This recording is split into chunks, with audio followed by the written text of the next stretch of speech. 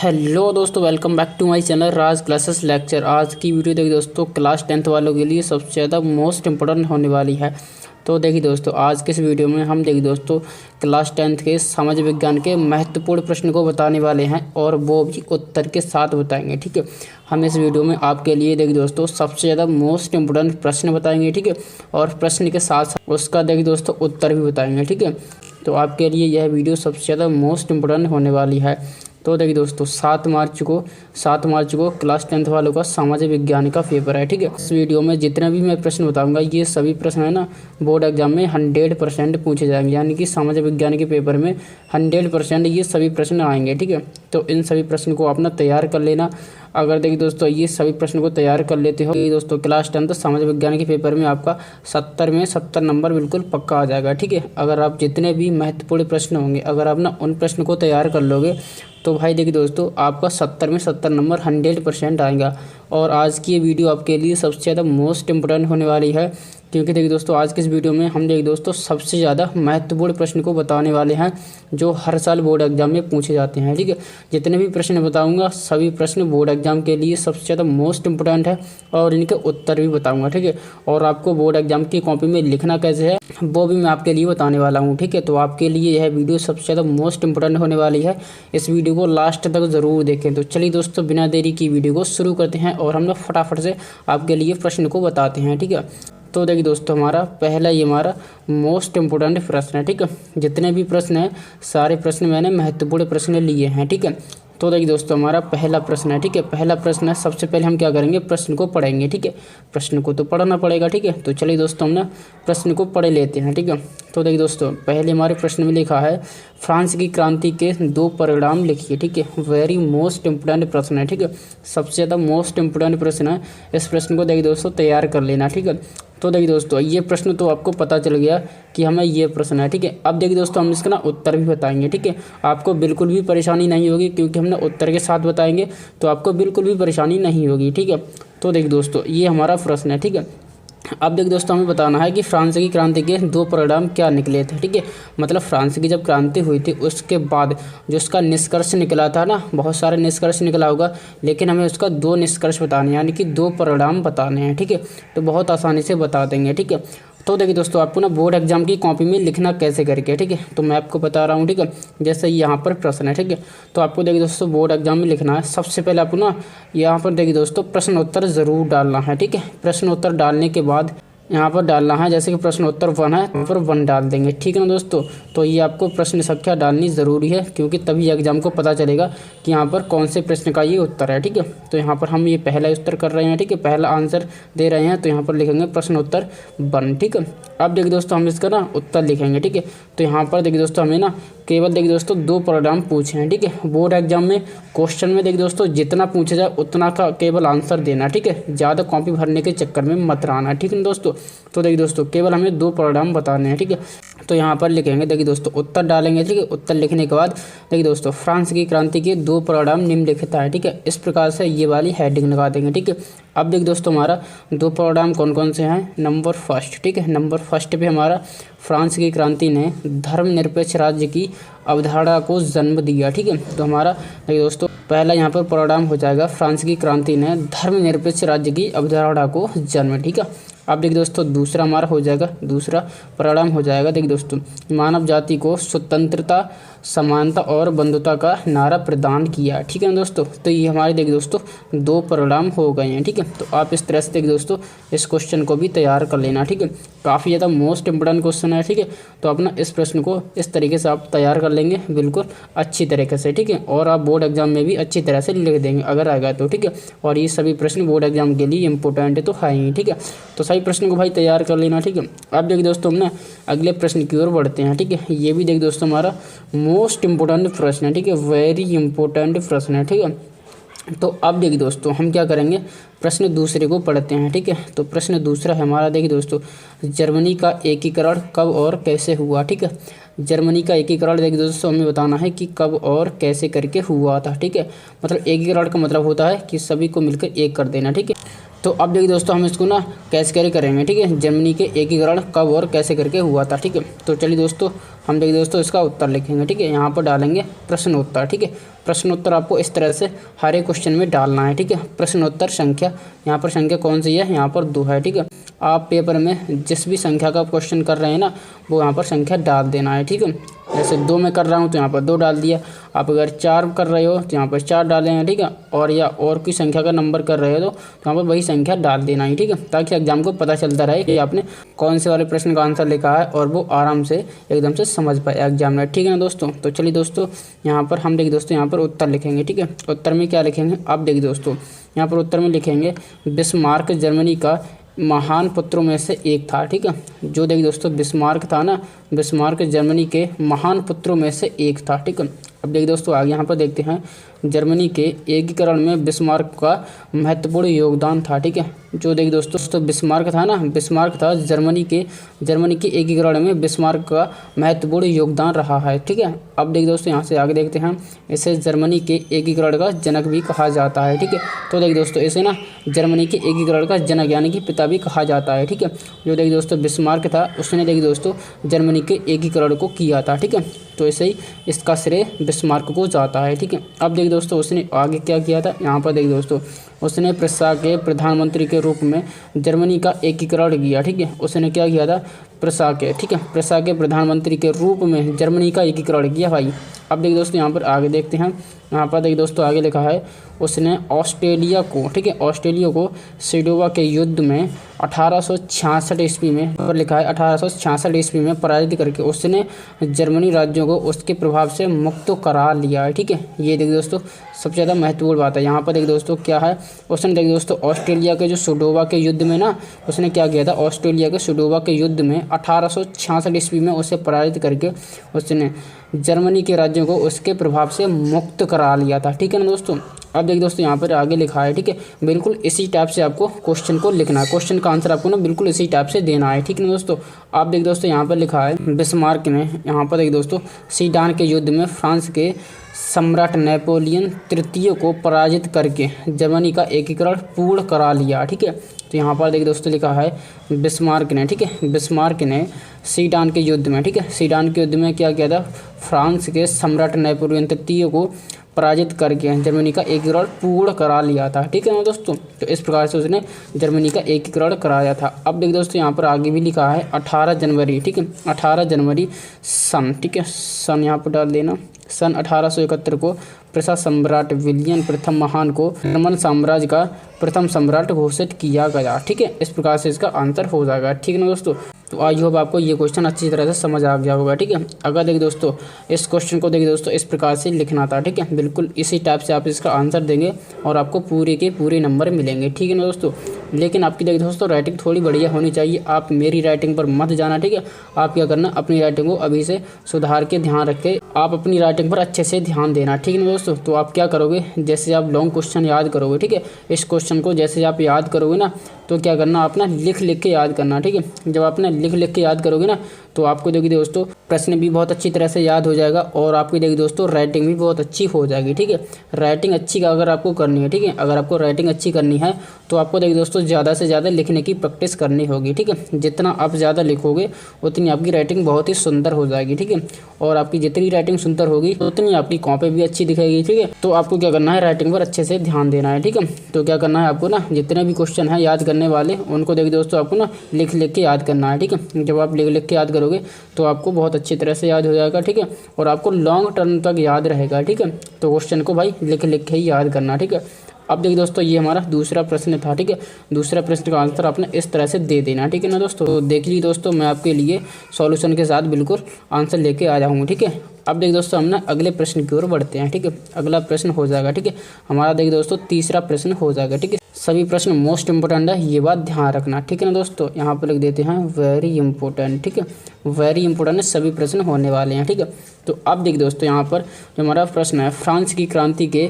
महत्व पर प्रकाश डालिए। ठीक है, तो देखिए दोस्तों जो फ्रांस की क्रांति हुई थी उसका देखिए दोस्तों हमें ना विवरण देना है। ठीक है, उस पर देखिए दोस्तों हमें प्रकाश डालना है। ठीक है, तो इसका मतलब ये है। ठीक है, अब देखिए दोस्तों यहाँ पर प्रश्न तो हमने पढ़ लिया। ठीक है, अब इसका उत्तर कैसे करके लिखेंगे, यहाँ पर लिखेंगे प्रश्नोत्तर। ठीक है, ये अपना हर प्रश्न में डालना ही डालना होगा। ठीक है, जैसे आप प्रश्न करोगे यहाँ पर डालोगे प्रश्नोत्तर। ठीक है, इसलिए मैं इसको बता रहा हूँ ताकि आपको देखिए दोस्तों प्रश्न संख्या पता चलता रहे कि आपने कौन से वाले प्रश्न का उत्तर दिया है। ठीक है ना दोस्तों, तो ये चीज़ एग्जामिनर को बहुत अच्छी तरह से पता चल जाएगी। ठीक है, तो यहाँ पर देखिए दोस्तों हमारा तो प्रश्न अभी है 3। ठीक है, तो हम यहाँ पर लिख देंगे 3। ठीक है, अब देखिए दोस्तों यहाँ पर इसका उत्तर कैसे करके देंगे। ठीक है, तो यहाँ पर देखिए दोस्तों हम इसका उत्तर देंगे। ठीक है, यहाँ पर लिखेंगे उत्तर। ठीक है, उत्तर लिखने के बाद अब देखिए दोस्तों फ्रांस की क्रांति के महत्वपूर्ण कारण निम्नलिखित हैं। ठीक है, तो देखिए दोस्तों फ्रांस की क्रांति के महत्वपूर्ण कारण निम्नलिखित हैं। ठीक है, अभी हम नीचे देखेंगे। ठीक है, तो यहाँ पर देखिए दोस्तों पहला हमारा कारण हो जाएगा। ठीक है, पहला हमारा कारण हो जाएगा, क्या कारण हो जाएगा, देखिए दोस्तों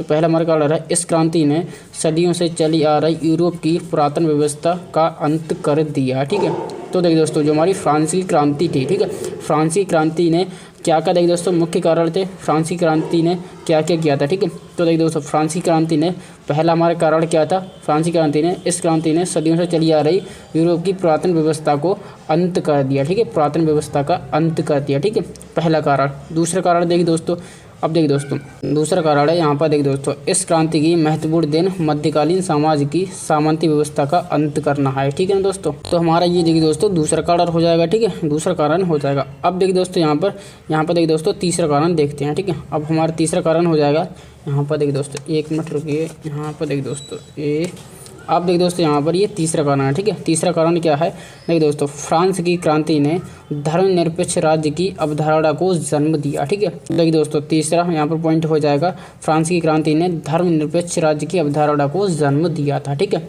अब देखिए दोस्तों यहाँ पर इसी प्रकार से चौथे की देखते हैं, इस क्रांति ने इंग्लैंड, आयरलैंड, ठीक है, तथा अन्य यूरोपीय देशों की विदेश नीति को प्रभावित किया। ठीक है, तो इस प्रकार से ये हमारा चौथा पॉइंट हो जाएगा। अब देखिए दोस्तों यहाँ पर ये 5वां पॉइंट हो जाएगा। ठीक है, 5वें पॉइंट को हम पढ़ते हैं, फ्रांसीसी। ठीक है, फ्रांसीसी क्रांति। ठीक है, फ्रांसीसी क्रांति ने मानव जाति को स्वतंत्रता, समानता और बंधुता का नारा दिया। ठीक है, तो इस प्रकार से ये फ्रांस की क्रांति निम्नलिखित कारण हो जाएंगे। ठीक है, तो अपना 4-5 यहाँ पर पॉइंट लिख देना, बहुत अच्छे से लिख देना, आपके नंबर पूरे में से पूरे मिल जाएंगे। ठीक है, तो इस प्रकार से आपको देखो दोस्तों फ्रांस की क्रांति के महत्व पर प्रकाश डालना होता है। ठीक है, तो इस प्रकार से आप इसको ना तैयार कर लेना। ठीक है ना दोस्तों, आई होप आपको ये सभी क्वेश्चन समझ आ रहे होंगे। ठीक है, और ये क्वेश्चन बोर्ड एग्जाम के लिए सबसे ज़्यादा मोस्ट इंपोर्टेंट है। अगर आप ना सामाजिक विज्ञान में भी एक अच्छा स्कोर करना चाहते हैं, ठीक है, सामाजिक विज्ञान 2024 में आपका देखिए दोस्तों पेपर है। ठीक है, 7 मार्च 2024 में आपका पेपर है। अगर आप देखिए दोस्तों सामाजिक विज्ञान में एक अच्छा स्कोर करना चाहते हैं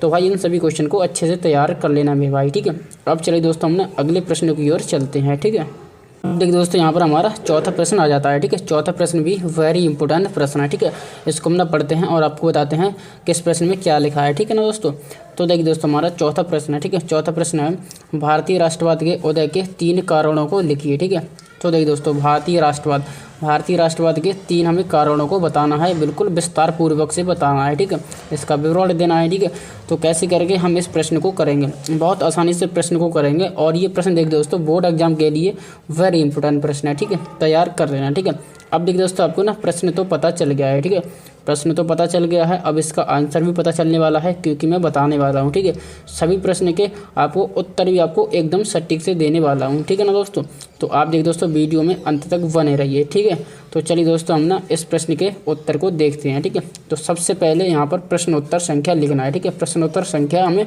4, हमें चौथा प्रश्न हम यहाँ पर कर रहे हैं। ठीक है, तो हमारा प्रश्नोत्तर हो जाएगा 4। ठीक है, इस प्रकार से आपको ज़रूर लिखना है। ठीक है, ये मैं बार बार इसलिए कह रहा हूँ ताकि आप बोर्ड एग्जाम में बिल्कुल इसी तरह से लिख के आएँ। और देखिए दोस्तों बोर्ड एग्जाम में एग्जाम में बिल्कुल भी कन्फ्यूज ना हो कि ये प्रश्न का उत्तर कौन से वाले प्रश्न का उत्तर है। ठीक है, तो आप ना ऊपर बिल्कुल डाल देना। ठीक है ना दोस्तों, तो इसी प्रकार से जिस प्रकार से मैं बता रहा हूँ उस प्रकार से बिल्कुल कॉपी को लिखना है। ठीक है, तो आप देखिए दोस्तों यहाँ पर देखिए दोस्तों हमारा यहाँ पर देखिए दोस्तों इसका उत्तर लिखेंगे। ठीक है, कैसे करके उत्तर लिखेंगे। ठीक है, तो यहाँ पर देखिए दोस्तों भारतीय राष्ट्रवाद के 3 कारण निम्नलिखित हैं। ठीक है, यहाँ पर इस तरह से हम एक हेडिंग लगा देंगे। ठीक है, हेडिंग लगा देंगे। अब देखिए दोस्तों यहाँ पर तीन कारण कौन कौन से हैं उनकी हम देखिए दोस्तों यहाँ पर हेडिंग लगाएंगे और उनके बारे में भी हम विस्तार से चर्चा करेंगे, ठीक है ना दोस्तों। तो यहाँ पर देखिए दोस्तों जो हमारा पहला पॉइंट हो जाएगा, पहला पॉइंट क्या हो जाएगा, यहाँ पर लिखेंगे उपनिवेश का विरोध, ठीक है। यहाँ पर पहला पॉइंट क्या हो जाएगा, उपनिवेश का विरोध, ठीक है। आप देखिए दोस्तों हमें ना इसके बारे में थोड़ी सी चर्चा करनी है, ठीक है, कि इससे देखिए दोस्तों भारतीय राष्ट्रवाद क्यों बढ़ा, ठीक है ना दोस्तों। तो देखिए दोस्तों कैसे करके हम इसमें बताएंगे, ठीक है।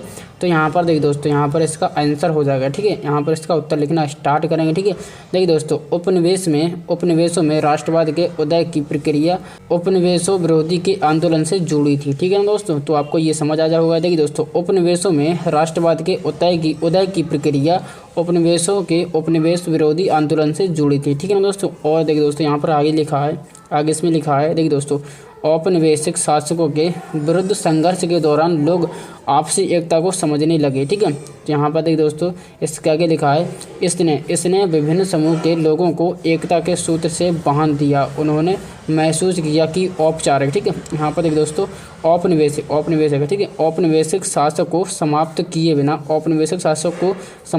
बिना उनके कष्टों का अंत नहीं होगा, ठीक है ना दोस्तों। तो ये देखिए दोस्तों और यहाँ पर लिखा है इस विचार ने राष्ट्रवाद का विकास किया, ठीक है ना दोस्तों। तो यहाँ पर देखिए दोस्तों यहाँ पर हेडिंग लगाना उपनिवेशवाद का विरोध, ठीक है।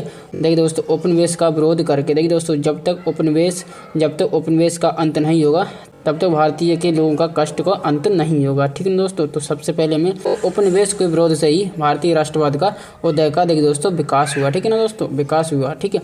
अब देखिए दोस्तों यहाँ पर अगला पॉइंट हो जाएगा, देखिए दोस्तों पॉइंट नंबर 2 हो जाएगा करों में वृद्धि, ठीक है। करों में वृद्धि यानी कि टैक्स में वृद्धि, ठीक है। जो टैक्स लगा करते थे, ठीक है, उसमें देखिए दोस्तों बढ़ा दिया, टैक्स को बढ़ा दिया, ठीक है। अब देखिए दोस्तों यहाँ पर इसमें देखिए दोस्तों कैसे करके लिखेंगे, ठीक है। तो इसमें लिखेंगे देखिए दोस्तों प्रथम विश्व युद्ध के कारण रक्षा व्यय में अत्यधिक वृद्धि हुई, ठीक है। प्रथम विश्व युद्ध के बाद, ठीक है, प्रथम विश्व युद्ध के कारण जो रक्षा व्यय था ना उसमें देखिए दोस्तों वृद्धि हो गई, ठीक है दोस्तों। अब देखिए दोस्तों इस खर्चे की पूर्ति के लिए सरकार ने करों में वृद्धि कर दी, ठीक है। देखिए दोस्तों जब प्रथम विश्व युद्ध हुआ उसके बाद एक दोस्तों रक्षा व्यय में, ठीक है, रक्षा व्यय में अत्यधिक वृद्धि हुई और देखिए दोस्तों इस खर्चे की पूर्ति के लिए सरकार ने क्या किया, अत्यधिक कर को बढ़ा दिया, मतलब कर में वृद्धि कर दी, टैक्स में मतलब वृद्धि कर दी, ठीक है ना दोस्तों।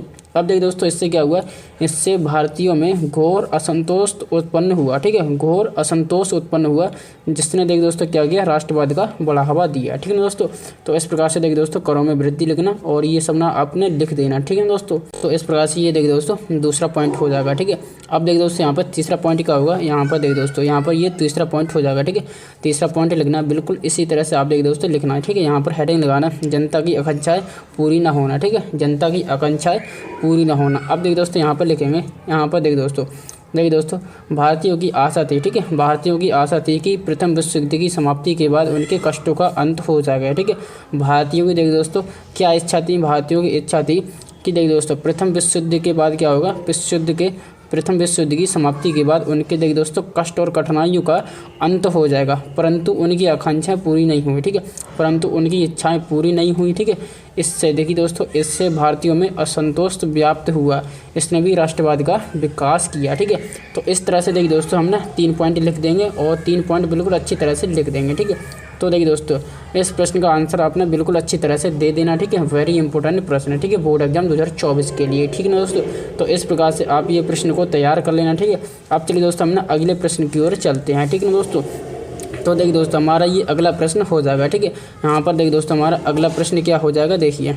तो देखिए दोस्तों इस प्रकार से हमारा देखिए दोस्तों 5वां प्रश्न हो जाएगा, ठीक है। 5वें प्रश्न को हम ना पढ़ते हैं, ठीक है। तो यहाँ पर देखिए दोस्तों नमक सत्याग्रह क्यों प्रारंभ किया गया था, ठीक है। तो देखिए दोस्तों महात्मा गांधी ने नमक सत्याग्रह को आंदोलन किया था, ठीक है। तो हमें देखिए दोस्तों हमें बताना है कि नमक सत्याग्रह को क्यों प्रारंभ किया गया था, ठीक है। तो चलिए दोस्तों ये भी प्रश्न देखिए दोस्तों बोर्ड एग्जाम के लिए सबसे ज़्यादा मोस्ट इंपोर्टेंट है, इसको भी अपना अच्छी तरह से तैयार कर लेना, ठीक है। तैयार कैसे करोगे, तो देखिए दोस्तों यहाँ पर लिखना है प्रश्न उत्तर संख्या 5, ठीक है। तो इस प्रकार से आपको लिखना है। अब यहाँ पर देखिए दोस्तों इसका उत्तर लिखेंगे, ठीक है। इसका उत्तर क्या लिखेंगे, यहाँ पर देखिए दोस्तों गांधी जी ने वायसराय इरविन को एक पत्र लिखा, ठीक है। क्या किया था, गांधी जी ने क्या किया था, वायसराय इरविन को एक पत्र लिखा, ठीक है। अब देखिए दोस्तों पत्र में क्या लिखा था, यहाँ पर देखिए दोस्तों इस पत्र में 11 मांगे थी, ठीक है। इस पत्र में क्या था, 11 उनकी मांग थी, ठीक है। अब देखिए दोस्तों उनमें क्या कहता है, यहाँ पर देखिए दोस्तों उनमें कुछ मांगे सामान्य थी, ठीक है, कुछ मांगे सामान्य थी, जबकि कुछ मांगे उद्योगपतियों से लेकर किसानों तक विभिन्न तबकों से जुड़ी थी, ठीक है।